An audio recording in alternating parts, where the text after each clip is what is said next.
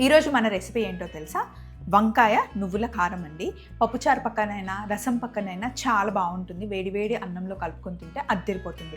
జొన్న రొట్టెతో కూడా చాలా బాగుంటుంది.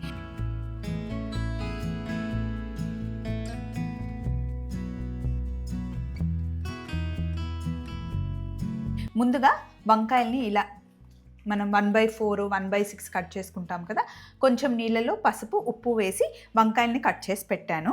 ప్యాన్ పెట్టి ఇందులో కొంచెం నూనె వేస్తున్నాను. కొంచెం ఎక్కువ నూనె వేసాను. అలాగే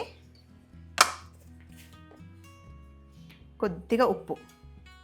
నూనె ఉప్పు వేసిన తర్వాత ఇందులో మనం వంకాయ ముక్కలు వేసుకుంటున్నాం. వంకాయ ముక్కలు వేసి ఇందులోనే కాస్త పసుపు కూడా వేసేస్తున్నాను.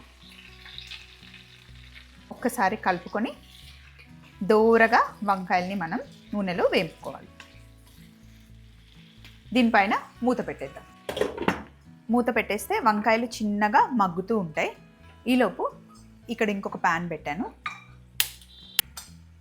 ఈ ప్యాన్లో కొంచెం నూనె వేసి ఈ నూనెలో కొద్దిగా మెంతులు, పల్లీలు, 1 టేబుల్ స్పూన్ పల్లీలు, మనం తీసుకున్న వంకాయలు 1/2 కిలో వంకాయలు, పల్లీలు వేసి కొంచెం వేగనివ్వాలి. పల్లీలు కాస్త వేగిన తర్వాత ఇప్పుడు ఇందులో 1 టీ స్పూన్ ధనియాలు, 1 టీ స్పూన్ జీలకర్ర, గుప్పెడు వెల్లుల్లి, ఎండుమిరపకాయల కారమే ఇందులో వాడతాం మనం, మళ్ళీ పైనుండి కారం వేయం కాబట్టి సరిపడా ఎండుమిరపకాయలు.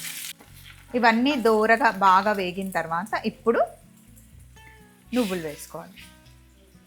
నువ్వులు ఎక్కువ వేసుకొని మంచిగా వేయించుకోవాలి. చిటపటా చిటపటా సౌండ్ వస్తుంది. నువ్వులు వేగిన తర్వాత ఇందులోనే కాస్త చింతపండు కూడా యాడ్ చేసేసుకోవాలి. స్టవ్ ఆఫ్ చేసేసి కాస్త చల్లగా అయిన తర్వాత దీన్ని మనం మిక్సీ పట్టుకోవాలి. అన్నిటినీ మనం మిక్సీ జార్లోకి వేసేసుకోవడం.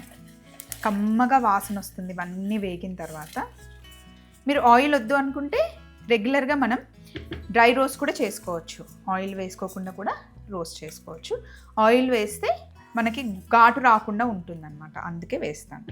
ఇందులోనే కొద్దిగా ఉప్పు వేస్తున్నాను.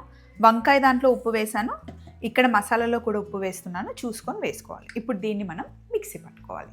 రవ్వగా మనం మిక్సీ పట్టుకోవాలి. ఇందులో మీరు కావాలి అంటే ఎండు కొబ్బరి వేసుకున్నా కూడా బాగుంటుంది. వేయించేటప్పుడు కాస్త ఎండు కొబ్బరి వేసినా కూడా కాంబినేషన్ బాగుంటుంది. నువ్వులు, వంకాయ, ఎండు కొబ్బరి, పల్లీలు ఎప్పుడు మంచి కాంబినేషన్ అండి. నో డౌట్గా మీరు ఆ పౌడర్ వేసి వండేయచ్చు అనమాట. సో ఇప్పుడు నెక్స్ట్ వంకాయలు మగ్గాయి. నెక్స్ట్ ఏం చేయాలో చూద్దాం. ఇదిగోండి, వంకాయలు చక్కగా మగ్గాయి. ఇందులో ఉప్పు ఉంది, కాస్త పసుపు కూడా వేసాం. పొడిలో కూడా కొంచెం ఉప్పు ఉంది, ఎండుమిరపకాయలు ఉన్నాయి, పల్లీలు, నువ్వులు, ధనియాలు, జీలకర్ర, కాస్త మెంతులు వేసాం. మెంతులు ఎక్కువ వేయొద్దు, మళ్ళీ చేదొచ్చేస్తుంది, చూసుకోండి అదొకటి. ఇందులో మనం ఎండుమిరపకాయల నుండి వచ్చే కారమే సరిపోతుంది, పైనుండి కారం వేయట్లేదు. మూత పెట్టేసి ఇంకొక 2 నిమిషాలు మగ్గనివ్వాలి. మీకు కావాలి ఇంకొంచెం కారం, ఉప్పు కావాలి అంటే ఇప్పుడు పైనుండి యాడ్ చేసి ఒక 2 నిమిషాలు మగ్గనివ్వాలి. నేనైతే ఇందులో ఎండు కారం వేయను, డైరెక్ట్ ఎండుమిరపకాయల నుండి వచ్చే కారమే సరిపోతుంది. చివరగా కొంచెం కొత్తిమీర యాడ్ చేసుకోవడమే. కట్ చేసి పెట్టుకున్నాను కొత్తిమీర, పైనుండి కొంచెం కొత్తిమీర వేస్తే సరిపోతుంది. ఇందులో కొంతమంది శనగపప్పు, మినపప్పు యాడ్ చేస్తారు. అదొక టేస్ట్, ఇదొక టేస్ట్ అండి. నా స్టైల్లో ఇలా ట్రై చేయండి. పక్కన రసంతో పాటు చాలా బాగుంటుంది. అంతే, చాలా సింపుల్గా అయిపోయింది.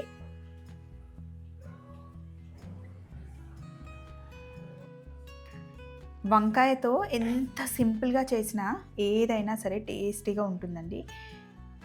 అసలు కూరగాయల్లో నాకు ఇష్టమైనది అయితే వంకాయ, అందులోనూ నువ్వులు పల్లీల కాంబినేషన్లో వంకాయ ఫ్రై చాలా బాగుంటుంది. ఎప్పుడైనా పెద్ద వంట చేయాలి, ఫ్రై చేయాలి అనుకుంటే వంకాయతో ఈ రెసిపీని ట్రై చేయండి. సేమ్ ప్రాసెస్ మీరు దొండకాయతో కూడా చేసుకోవచ్చు.